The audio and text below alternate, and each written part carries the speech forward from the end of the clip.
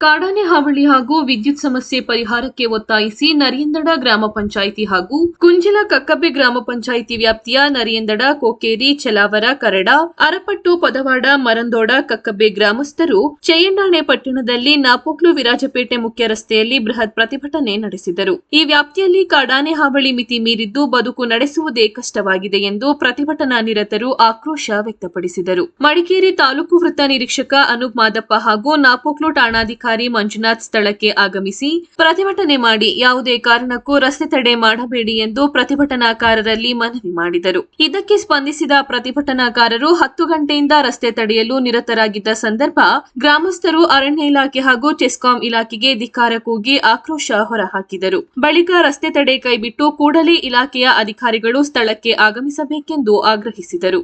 ನರಿಯಂದಡ ಗ್ರಾಮ ಪಂಚಾಯಿತಿ ಮಾಜಿ ಅಧ್ಯಕ್ಷ ಬಿದ್ದಂಡ ರಾಜೇಶ್ ಅಚ್ಚಯ್ಯ ಪ್ರತಿಭಟನಾ ನೇತೃತ್ವ ವಹಿಸಿ ಮಾತನಾಡಿ, ಕಳೆದ ವರ್ಷ ಇದೇ ಜಾಗದಲ್ಲಿ ಪ್ರತಿಭಟನೆ ನಡೆಸಿದ ಸಂದರ್ಭ ಕೂಡಲೇ ಆನೆಗಳನ್ನು ಹಿಡಿಯುವ ಆಶ್ವಾಸನೆ ಕೊಟ್ಟು ತೆರಳಿದ ಅರಣ್ಯಾಧಿಕಾರಿಗಳು ಇತ್ತ ತಿರುಗಿ ನೋಡಿಲ್ಲ. ಆಶ್ವಾಸನೆ ಕೊಟ್ಟಿದ್ದರಲ್ಲಿ ಎಷ್ಟು ಆನೆಯನ್ನು ಹಿಡಿದಿದ್ದೀರಾ ಎಂದು ಅಧಿಕಾರಿಗಳನ್ನು ಪ್ರಶ್ನಿಸಿದರು. ಕೂಡಲೇ ಕಾಡಾನೆಯನ್ನು ಸೆರೆ ಹಿಡಿಯಿರಿ, 15 ದಿನಗಳ ಗಡುವು ನೀಡುತ್ತಿದ್ದೇವೆ. ಅದರಲ್ಲಿ ಸ್ಪಂದನೆ ದೊರೆಯದಿದ್ದಲ್ಲಿ ಹೈಕೋರ್ಟ್ಗೆ ಹೋಗಲು ತಯಾರಿದ್ದೇವೆ ಹಾಗೂ ಮತ್ತೊಮ್ಮೆ ಉಗ್ರ ಹೋರಾಟ ನಡೆಸಲಾಗುವುದು ಎಂದು ಎಚ್ಚರಿಕೆ ನೀಡಿದರು. ನನ್ನ ಗೆಳೆಯರಾದ ಶರಣಬಸಪ್ಪ ಅವರು ಒಟ್ಟು ಇಲ್ಲಿ ಬಂದು ತಮ್ಮ ಜೊತೆಗಿದ್ರು ಅಂತ ನಾನು ಅನ್ಕೊಂಡಿದ್ದೇನೆ. ಈಗ ಆನೆ ಹಿಡಿಲಿಕ್ಕೇನು ಸರ್ಕಾರದಿಂದ ಆದೇಶ ಬಂದಿದೆ ಅಥವಾ ಮಾನ್ಯ ಮುಖ್ಯ ವನ್ಯಜೀವಿ ಪರಿಪಾಲಕರಿಂದ ಆದೇಶ ಬಂದಿದೆ, ಅದನ್ನು ಪಾಲಿಸಲಿಕ್ಕೆ ನಾವು ಬದ್ಧರಾಗಿದ್ದೀವಿ.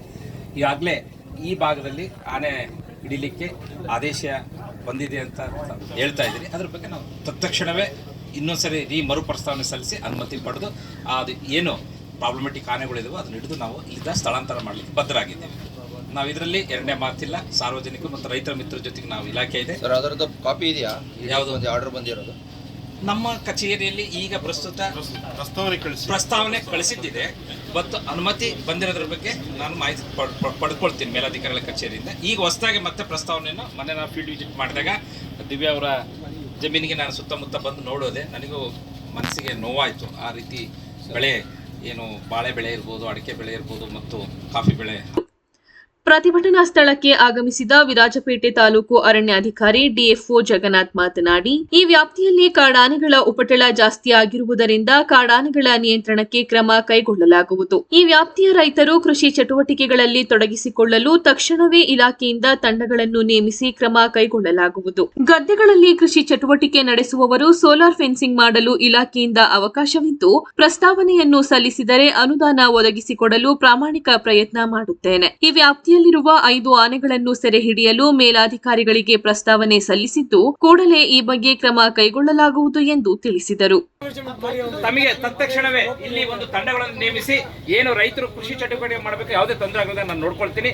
ಅದೇ ರೀತಿ ಗದ್ದೆಯಲ್ಲಿ ಯಾರು ಗದ್ದೆ ನಾಟಿ ಮಾಡ್ತಾರೋ ಅಂತದಕ್ಕೆ ಒಂದು ಸೋಲಾರ್ ಫೆನ್ಸಿಂಗ್ ಮಾಡಲಿಕ್ಕೆ ನಮ್ಮ ಇಲಾಖೆಯಲ್ಲಿ ಅವಕಾಶ ಇದೆ. ದಯವಿಟ್ಟು ಪ್ರಸ್ತಾವನೆಗಳು ಸಲ್ಲಿಸಿ ಆ ಪ್ರಸ್ತಾವನೆ ಮೂಲಕ ನಾನು ಅನುದಾನವನ್ನು ಒದಗಿಸಿಕೊಡ್ಲಿಕ್ಕೆ ಪ್ರಾಮಾಣಿಕವಾಗಿ ಪ್ರಯತ್ನ ಮಾಡ್ತೀನಿ. ಇದಲ್ಲದೆ ದೊಡ್ಡ ಗದ್ದೆ ಬಯಲಿದ್ರೆ ಕಮ್ಯುನಿಟಿ ಸೋಲಾರ್ ಫೆನ್ಸಿಂಗ್ ಮಾಡ್ಲಿಕ್ಕೆ ಅವಕಾಶ ಇದೆ.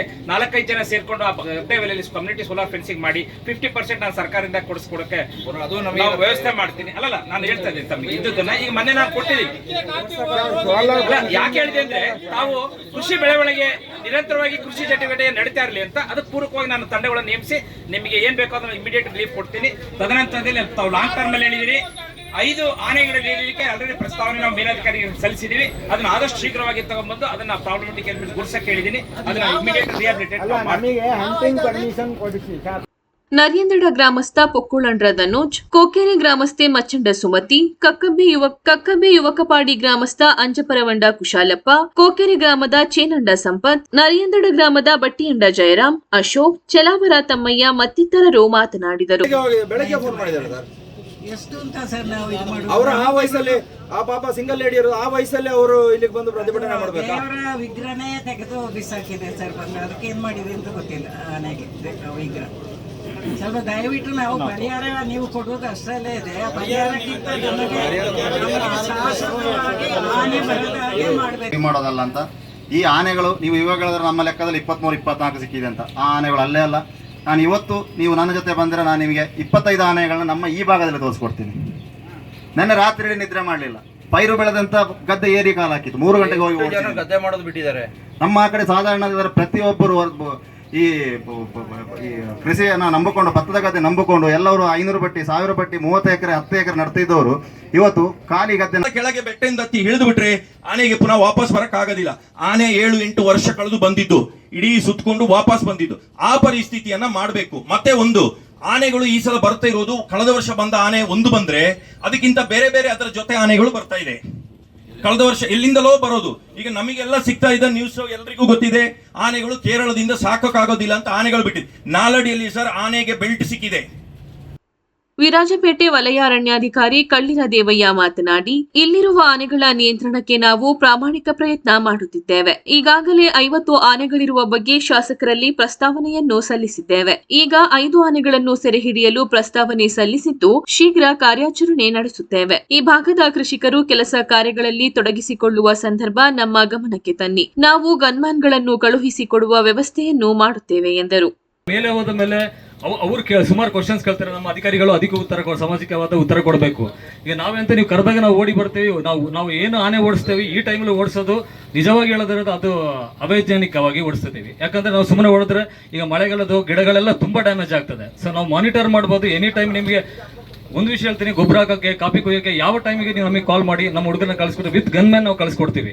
ನಾವು ಗ್ರೌಂಡ್ ಲೆವೆಲ್ ಅಲ್ಲಿ ಏನೆಲ್ಲ ಮಾಡಬೇಕು ಹೆಲ್ಪ್ ಅಲ್ಲ ನೀವು ಈಗ ಇಲ್ಲಿ ಕೇಳಿ ನಾವು ಅಮ್ಮತ್ತಿ ಸೈಡ್ ಅಲ್ಲೆಲ್ಲ ಇವತ್ತಿಗೂ ಅವ್ರು ಫೋನ್ ಮಾಡಿ ನಮ್ಮನ್ನ ಕರ್ಸ್ಕೊಳ್ತಾರೆ. ಇಲ್ಲ ನೀವು ಅಲ್ಲ ಹೇಳ್ತೀವಿ.